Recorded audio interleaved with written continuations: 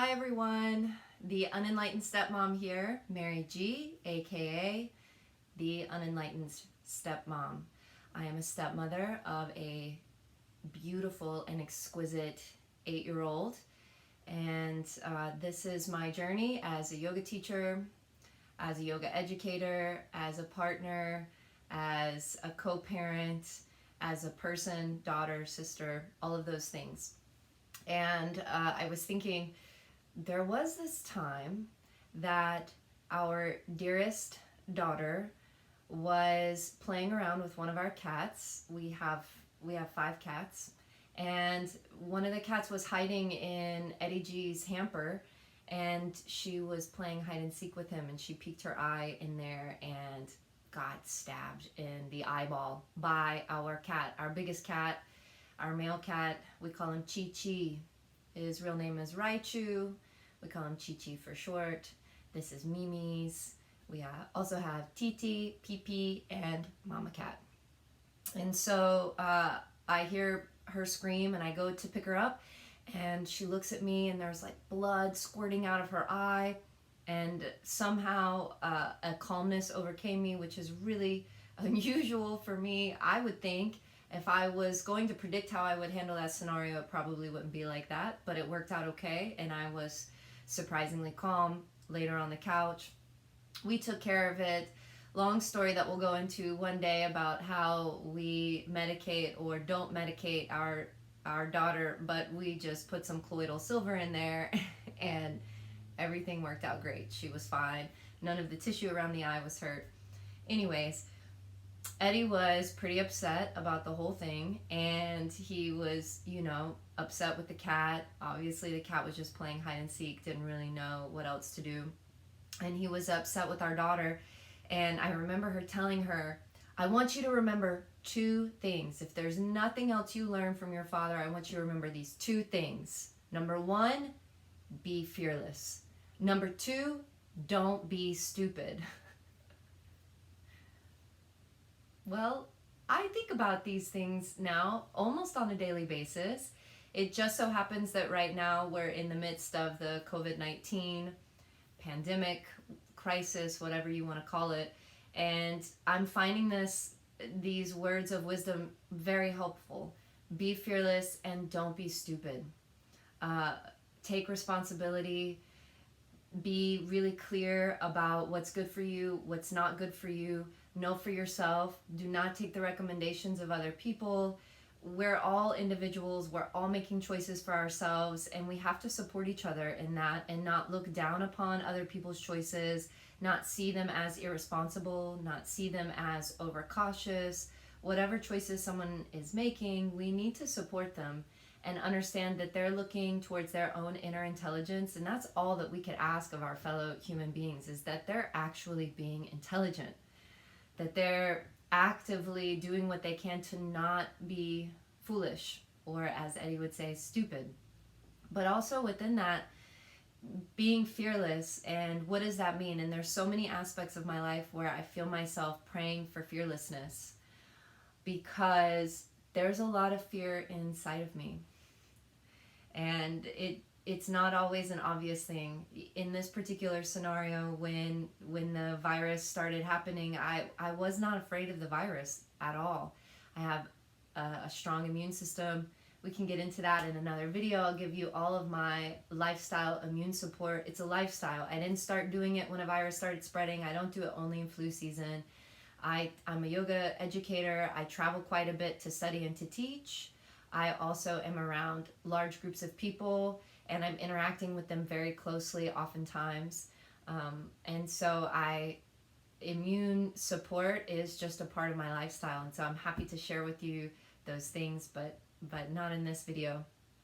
And so I wasn't afraid of the virus, but then once I started to see how the virus would affect businesses, and my own business included, I became fearful. And not only fearful, but the time between becoming afraid and panicking was not a very big period of time. It was like fear panic. And I feel like that's what happens to me often. Once fear seeps in, it turns into panic almost immediately. And and I just start reaching. What am I going to do? What do I need to do? How do I need to make money? What's going to happen? Are all of my events going to get canceled? Are all the sound baths that we have in kirtans for the equinox that's this week, are they all going to be canceled? And what does that mean for me? And after about 2 days of that, I finally turned off my social media. And because again, it's not only that I was becoming afraid, but I was seeing other people take action, and I felt like I should be doing something, and I didn't know what to do. And I didn't necessarily want to do what everybody else was doing and just start filming a bunch of yoga classes and putting them online, because that's not my favorite way to teach. And I like to teach in person. That's a whole nother story, but I just started to feel like I was panicking a little. And so after those 2 days, I turned off the social media so I wouldn't be influenced by other people's choices, other people's actions, and I could listen to myself. And it was amazing how quickly I got calm after praying, reminding myself that I will be taken care of, that I will not be abandoned, and that I'm not alone in this boat, that there's a lot of other people that are out of work, losing their job, not being able to go to work because they're staying at home with their children. There's a lot of or people that are becoming ill, or family members are becoming ill. So there's a lot of people. It's not just me. It's not about me. I read this beautiful blog written by one of my dear teachers and mentors and friends, Swan Michelle, and it was just published on Elephant Journal yesterday or today, and I can put that link below for you guys so that you can read it. But she says, when we're thinking about the I, we have illness. But when we turn the I into we get wellness, which is cute. And when you see it written, you're like, oh, I get it there. When you take the I out of illness and you put a W-E at the beginning, you have wellness. Isn't that clever? Super smart. So for me, it happened immediately. As soon as I got out of thinking about myself only and thinking about the fact that I was in this collective with a bunch of other people that might be experiencing the same fears that I'm experiencing, or facing the same obstacles that I'm probably facing, or their own obstacles that are different than mine, suddenly I realized, well, I'm gonna be okay. I'm probably in better scenarios than a lot of other people. So it's going to be fine for me. And it's going to be fine for all of us. And we're going to make it through this. But also, I repented a little. I asked for forgiveness for losing sight and for falling into the trappings of fear and panic, because I did. And it didn't feel good. And I felt far away from God. And I felt far away from truth. And which is probably why I was able to slip into panic so quickly and go from experiencing a little bit of fear to moving into panic. And so I realized that I lost sight of that and felt fortunate enough to live where I live. I went out to the beach for sunrise. I asked for forgiveness for forgetting my connection to the divine, to spirit. And I prayed to be protected with courage. And so fearlessness plays a big part in my life. It was relevant this week, but it's also relevant in all aspects of my life. In parenting, certainly. It's really difficult to not always be thinking about how other people are parenting. What choices are they making? What do quote-unquote experts say? And you have to watch out for that. Again, you have to trust on your own inner intelligence, and don't make decisions based in fear on whatever. We make a lot of decisions as parents on what we're feeding children, what kind of communities we allow them to be involved in their friendships, into how we take care of them medically, especially people that are new to parenting and that are having children right now. Do I have my child in a hospital? Do I vaccinate? Do I not vaccinate? Do I do all these things? There's so many decisions that we have to make, and you have to rely on your inner intelligence and not make decisions out of fear. And know that your loved ones will support you, whatever your decisions are. That's what we do. We have to look at each other and say, hey, as long as you're doing the best that you can do, that's enough. Honestly, that's enough. And I find that my greatest gift as a step parent is that fearlessness, because it's interesting that I became a step parent because I have a lot of experience with step parents. I had a number of step parents growing up through multiple marriages, and I learned a lot from each of those experiences. And there was a lot of fear in the people, especially the women that were coming into those roles in my life. And they were afraid of my mother. They were afraid of the power that she held as being the mother, which, let's just be honest, moms get on power trips and they exert power. It's a really interesting phenomena to watch as a friend and as a step parent, as a co-parent. Women, we like to determine how the dishes should be done, when they get done, how the house should be cleaned, how everyone should be cleaning up behind themselves, how the children should be raised.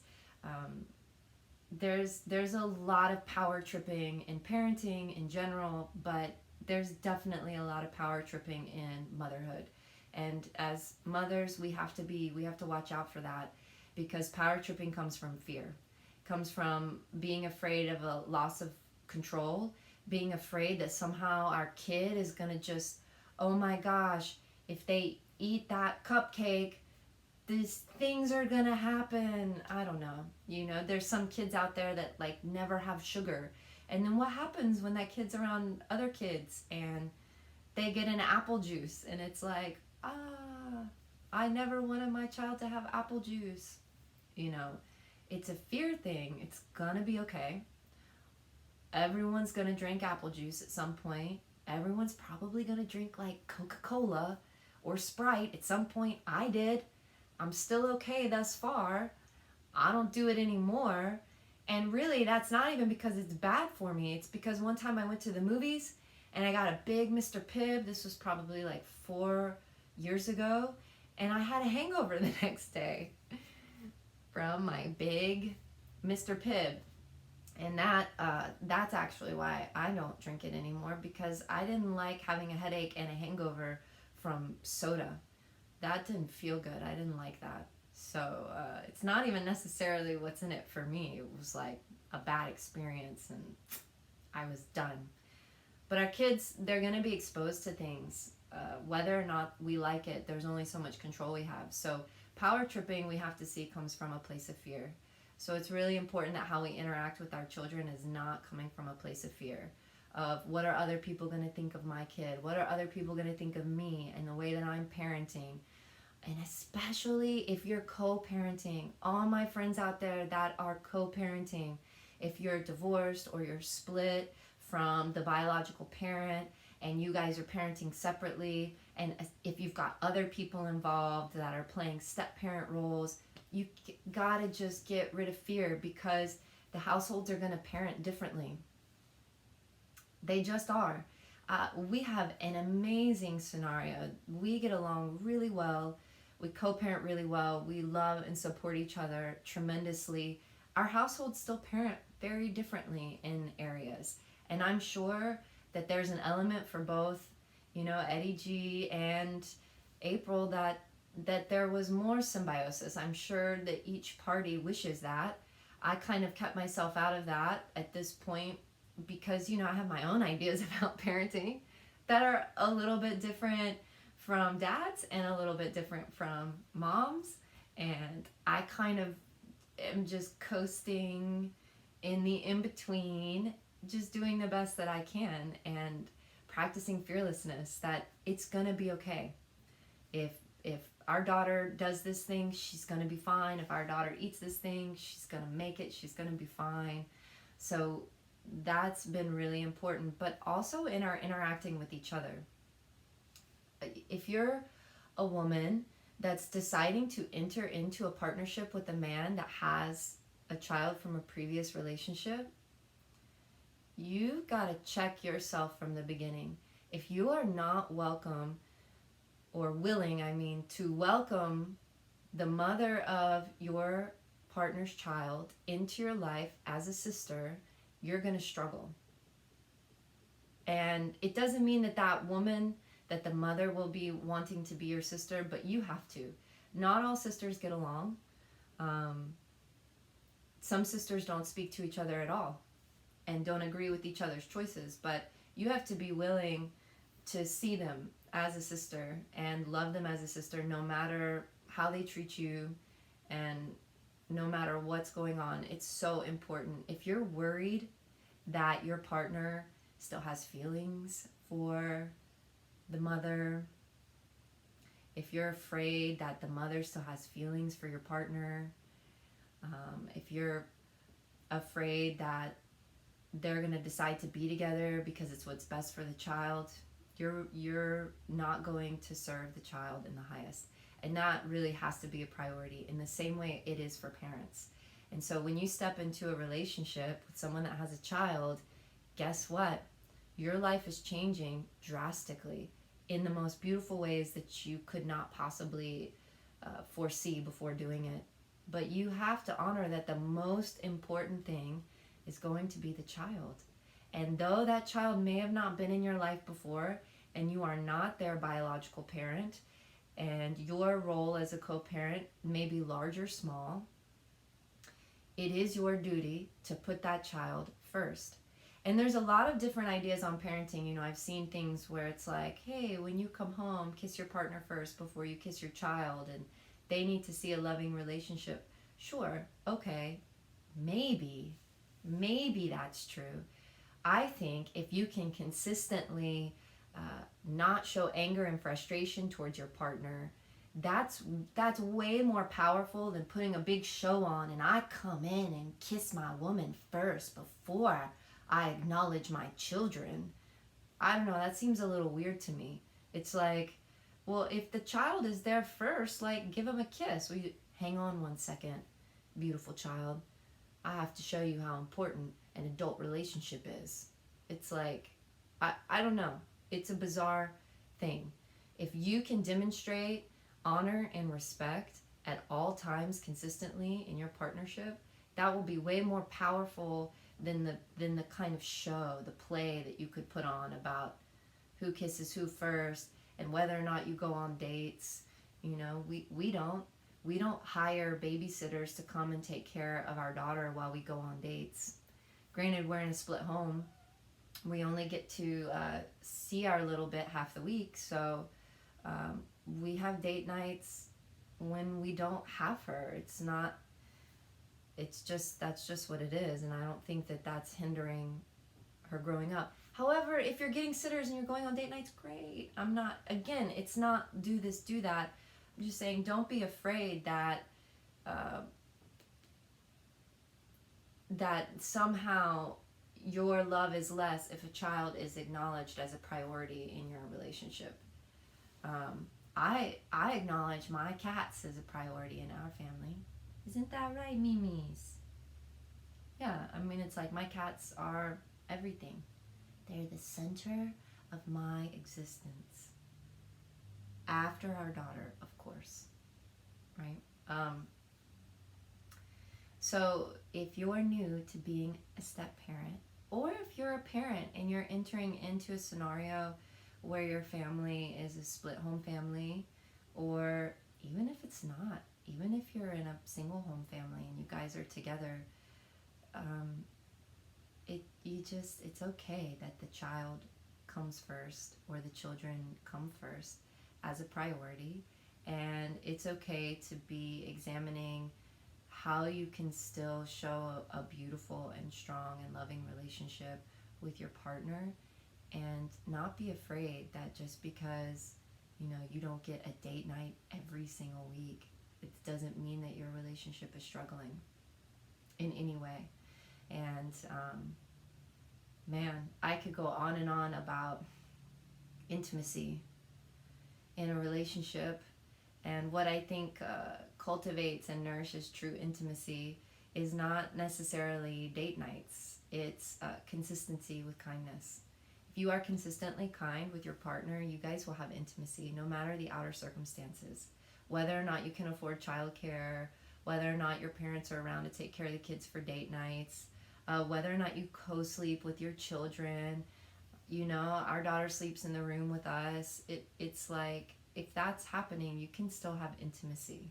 It's possible in every scenario, but I think that it has a lot more to do with how you're treating each other consistently. And the second you start being unkind, resentful, when you're projecting expectations onto each other, which comes from fear. Projecting expectations onto our partners comes from being afraid of something. I like to do it, meaning not that I enjoy projecting, but my tendency, I should say, has to do with when I'm feeling under stress and when I'm comparing myself to others, which is a form of fear. Like, oh, you know, we don't have tons of money, so it's like our house isn't as nice as so-and-so's house, and our house isn't decorated at all, and we rent, and we haven't even painted the walls, and they're a color that we don't even like, and we haven't done anything about it. And so then I'm like, am I lazy? Do I not have enough money? Why don't I have enough money? You see, it starts to spiral, and it can be all types of things. Is it my partner's fault? Is he lazy? Is he not doing enough? If he was doing more, I would want to do more. Or if he was doing more, it would feel balanced in our household and we could get more done. I mean, you guys, whew, it's amazing where the mind can go and how quickly it can spiral into places that don't nurture kindness and respect in a partnership.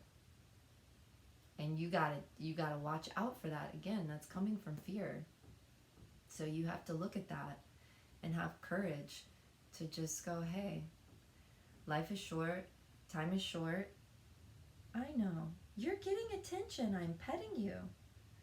Why are you acting like you're not getting attention? Oh, so cute. She made me lose my train of thought, which is probably good, because I was probably getting passionate about a subject matter, which can, also spiral out of control. So be careful of fear, be careful of projecting expectations onto your partners. Understand that respect is the best. If you feel you need help in your household and you feel you need help in the relationship, find ways to articulate that in a way that does not demean the other being, that doesn't make the partner in your relationship feel like you're not doing enough. Our relationship isn't working because of what you're doing. Nobody wants to hear that. I don't want to hear it. I don't want Eddie to come home and be like, Mary, you were spiraling out of control with fear the other day, and I don't like those vibrations in my house, and that's just like not gonna work. It's just not working. I'm unhappy because of you. It's like, I know, I'm so sorry. Because I am sorry when I act like that. And I don't need to be lectured on it. I don't need someone to come home and be like, you know what? It's not great when you do that. It's like, yeah, I know. Thank you. However, if it does happen and you are on the receiving end of that, as best you can, be cool and calm. Don't be reactionary. Ask yourself whether or not it's true first. Be really honest with yourself. Don't respond out of fear, right? Because fear moves honesty right out of the way. So I have to ask myself, was I projecting bad energy into our household?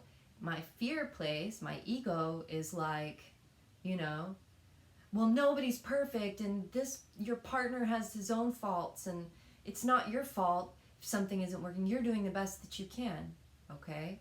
My honest self goes, yeah, boo, you were acting kind of cray. You were spiraling into the coronavirus craziness. Like, think about all the people that work for airlines. They don't got jobs either, right? It's like, okay, I'm not alone here, and I don't need to spiral out of control. And I did. I spiraled, and probably it wasn't fun to be around, because Eddie and I, we like do events together. So then it's it's a lot easier to push the responsibility onto someone else. So, I was trying to tell him, convince him into doing things virtually. He's kind of like a purist, and if he's going to play like mantra music, yoga music, sound healing, he doesn't want to do it over an online platform. It's like live in person or it's not happening. Number one, because then you're like getting into your spiritual sound music while you're being watched, which is super weird. And also, it doesn't sound the same. It's strange. But I wanted to be able to do it because I still wanted to be able to make money for those events and offer those events. So I was like, let's do this, knowing full and well he would probably not want to do it. So then when he was like, I don't really want to do that, I kind of spiraled. And I was like, well, you obviously don't care about me, and you have this other job and I don't. This is like my livelihood. Like, really? He doesn't care about me? You guys. Drama. Not true. Okay, so that's why we gotta be fearless, so we don't tell ourselves or the people that we love crazy shit like that. Like, you don't care. You obviously don't care about me. Oh my gosh. Do you ever say things like that and look back and you're just like, what? Oh my God. I mean, we kind of forgive it of our 16-year-olds. Like, well, obviously, Mom, you hate me because you won't let me go to that party. And you're like, yeah, obviously.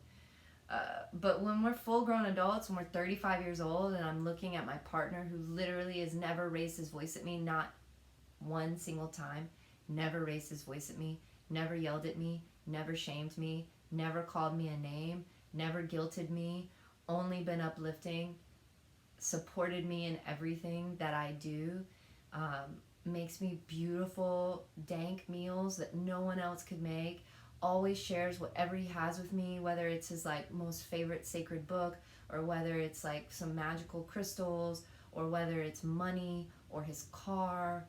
He, like, so generous. And then I just, well, obviously you don't care about me. You guys, it's embarrassing. Don't do it. Okay, I mean, that's mainly all partnership stuff, but not, let's talk about the relationship between you and the ex, meaning you as the new person in the co-parenting situation and the OG parent, like the one that was there originally. And I'm in a scenario, there are some scenarios where perhaps a parent is lost. That's a devastating scenario, and I pray for the ease and the peace of families that experience that and how they grow and develop over the years, whether or not new parents are introduced. And I think that still if you're entering into a partnership, the same things apply about respect. But in this scenario where the biological parents are alive, and you're coming in as a step parent, or what the way I like to call it is a co-parent, is you gotta heal your drama with the other person. You've gotta find love for them. In my scenario, it's two women, and I remember when I met Eddie, and he would tell me, Mary, you gotta love her as your sister. And I was like,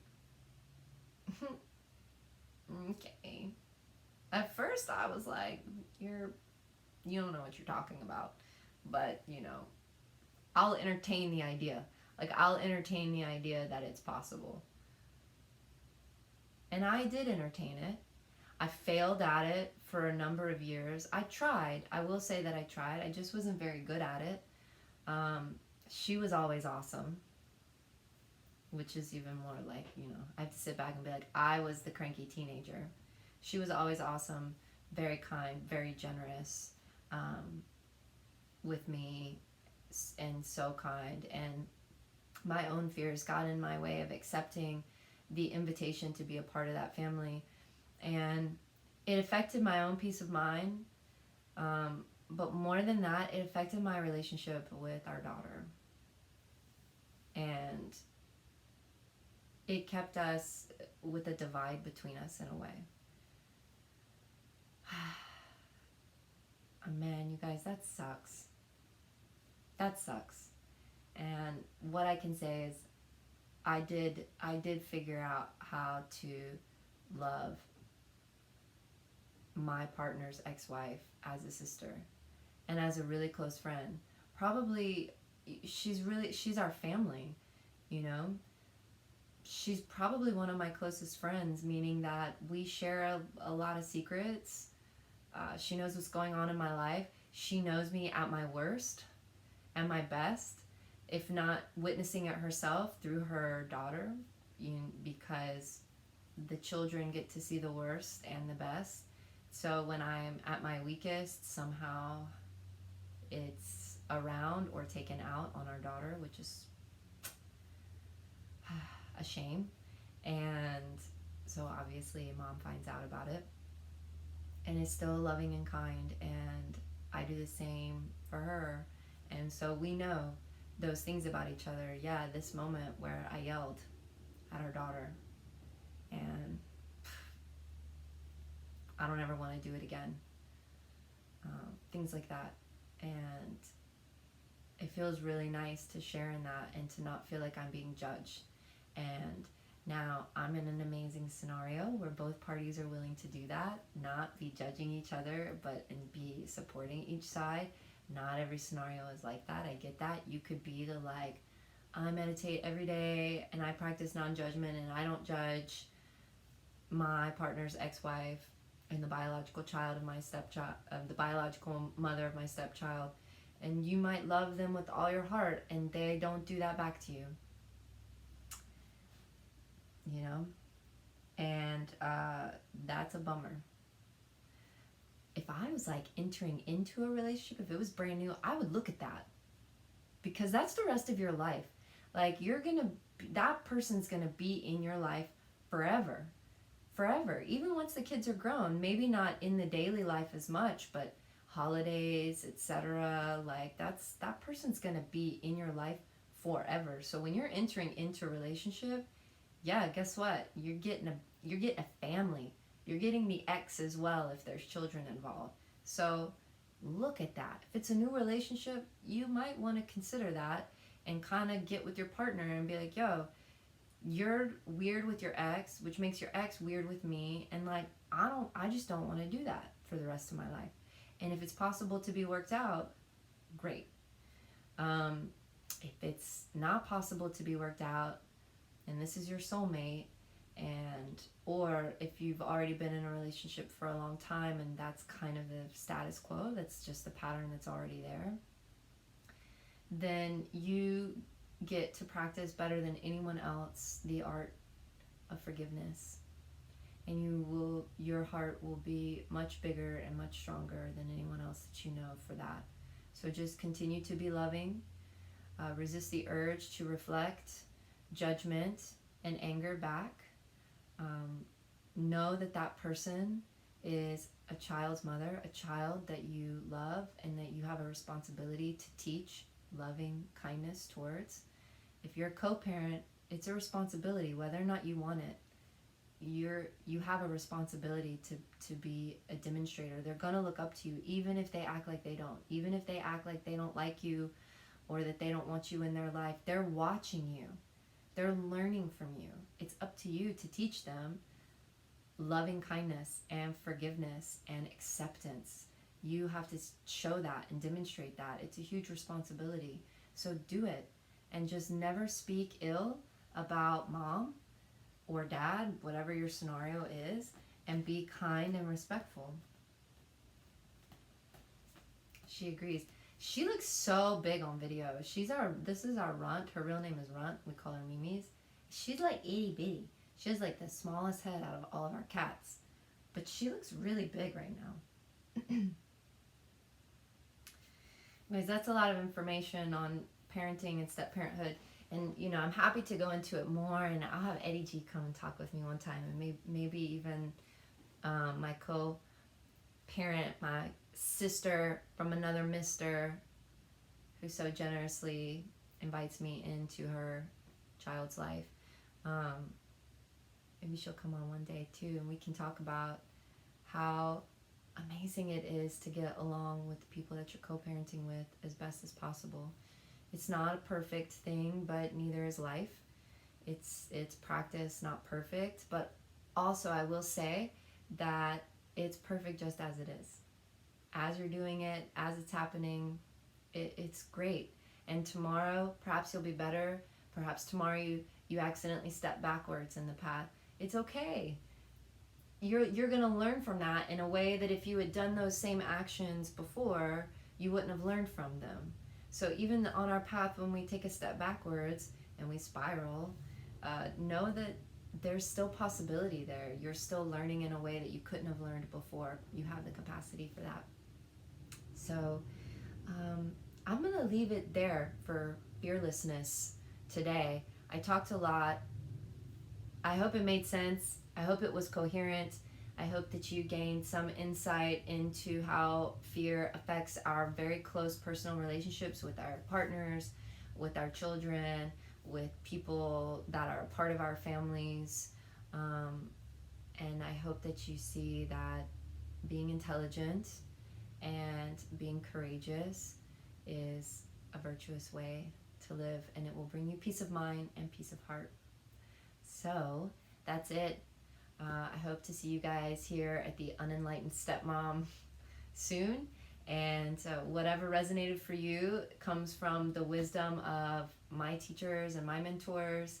And whatever didn't resonate with you comes directly from me. And know that I'm still growing and evolving as well. And so who knows if this will be the same thing I'll say in a year. I don't know. We'll see. But have a wonderful day. See you soon.